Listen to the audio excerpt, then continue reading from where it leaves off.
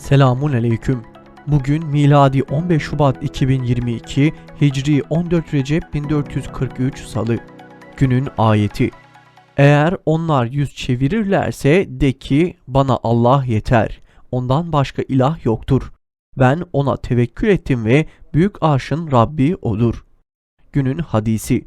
Karanlıkta mescide gidenlere kıyamet günü tam bir nura kavuşacaklarını müjdele. Tarihten haberdar olmak için tarihte bugün neler yaşandı hep birlikte bakalım. 1898 bir ABD gemisi Havana Küba limanında infilak etti. 260 kişi öldü. 1949 1200 Türkiye'li Yahudi Türkiye'den Filistin'e göç etmek için başvurdu. Göç edenlerin sayısı 10.000'i geçti. 1950 Sovyetler Birliği ile Çin arasında karşılıklı savunma antlaşması imzalandı. 1983 Türkiye'de renkli televizyon yayını haftada 4 saate çıkarıldı. 1989 Sovyetlerin Afganistan'da 9 yıl süren askeri varlığı sona erdi. 1992 Mardin'in Aytepe, Yardere ve Ahmetli köylerine jandarma operasyon düzenledi.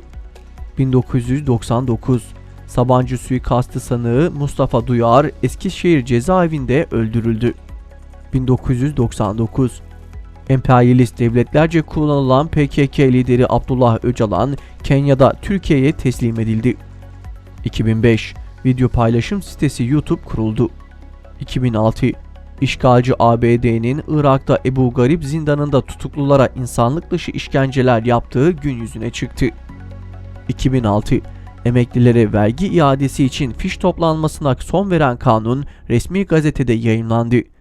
2013 Rusya'da Ural Dağları'nın güneyinde yer alan Çelyabinsk bölgesine meteor düştü.